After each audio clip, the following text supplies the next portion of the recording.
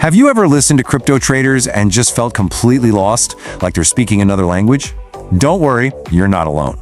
Well, today, we're going to crack that code. By the time we're done here, you'll have a real grip on the words and ideas that make the crypto world go round. So what's the plan? We're going to follow the exact path every trader takes. First up, we'll learn the basic moves, the bread and butter. Then, and this is huge, we'll cover the #1 rule for staying in the game. After that, we'll zoom out to see the big picture, the waves that move the entire market. And we'll wrap it all up with your very first trading lesson. All right, let's start with the absolute essentials, the trader's fundamentals. Think of these as the building blocks. Every single trade, no matter how complicated it looks, is really just a mix of these few simple actions. And it all begins right here, with opening a position. This is literally your ticket into the game. It doesn't matter if you think a coin's price is going to shoot for the moon or drop like a rock. This is the moment you officially say, okay, I'm in. You see, this is exactly how you'll hear traders talk. I opened along on Bitcoin. It's not just fancy talk, it's super precise. It means I've placed my bet and I'm counting on Bitcoin going up from here. But that brings up a really important question. Every time you open a position, you have to make this choice. Are you going long, which means you're betting the price will go up, or are you going short, betting that the price is about to go down? That's it. Every trade starts with one of these two predictions. Okay, so let's say you made the right call. Your trade's making money. Now what? Well, here's a more advanced move. Adding to a position. It's kind of like doubling down on a good hand in poker. You're putting more money into a winning trade because you want to maximize those gains. It's all about pressing your advantage. And this quote, it just perfectly captures that aggressive mindset. This trader is so confident that they're just going to keep feeding that winning trade as long as it keeps going their way. They're trying to ride that wave as far as it'll take them. But look, no trade lasts forever. At some point, you've got to get out. That's called closing a position. And this is the moment of truth. It's when all those on-paper profits or losses become real, actual money in or out of your account.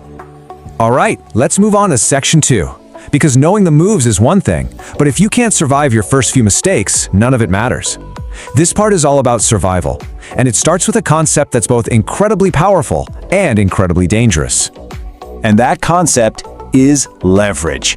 You see this number here, 50x? That's tempting, right? Leverage is basically a tool that lets you borrow money to control a much bigger position than you could afford on your own. It's almost like a superpower. It amplifies everything. But here's the catch. It's a massive double-edged sword. Yes, it can amplify your profits, which is great, but it also amplifies your losses by the exact same amount. A tiny move against you can completely wipe you out. Honestly, this is the #1 trap for beginners.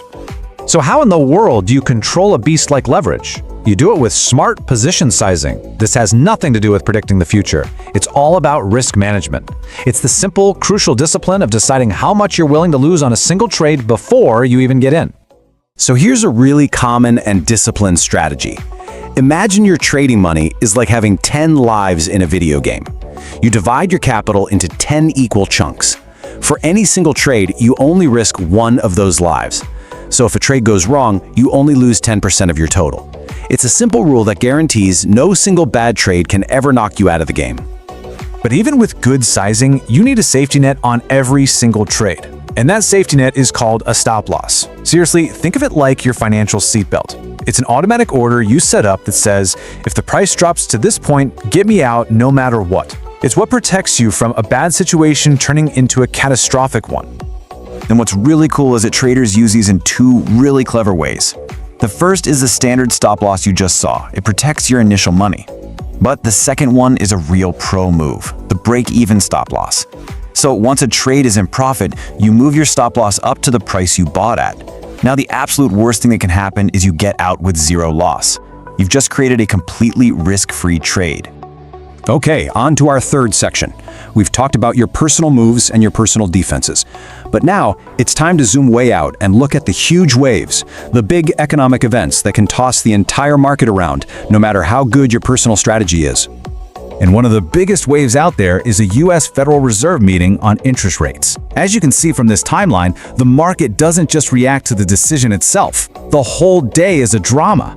It starts with anticipation and rumors, then you have the actual announcement, and then comes the analysis of the speech afterwards. Now, to cut through all that complexity, Traders basically have a simple code. News is either favorable, which is good for the market and likely to push prices up, or it's unfavorable, bad for the market, likely to push prices down. It's a quick way to classify any piece of information. Now you have to understand this phrase. This is one of the most important concepts in trading. Priced in means that by the time you hear the good news, the smart money already knew it was coming, they already bought. The price already went up. So when the news actually hits, nothing happens because its effect is already in the price. And that's exactly why the pros focus on the commentary. The actual rate decision, that's old news. The real money is made by figuring out what's going to happen next. They will pick apart every single word the Fed chair says, looking for tiny clues about what they might do in the future. That's where the next big move comes from. So that brings us to our final section, your first trading lesson. Let's pull everything we just talked about together into a clear set of takeaways you can actually use. Here it is, your beginner's toolkit. First, know your moves. Long, short, open, close. Second, your main goal is to survive, so you have to master leverage and position sizing. Third, always use a stop loss. It's your safety net. Fourth, watch the economic weather, because a huge storm can sink even the best ship. And finally, listen for the clues, because the market moves on what it thinks will happen, not just on what has already happened. So when you put it all together, what did we really learn today? It's not just a bunch of rules. It's the basic grammar of the market's language.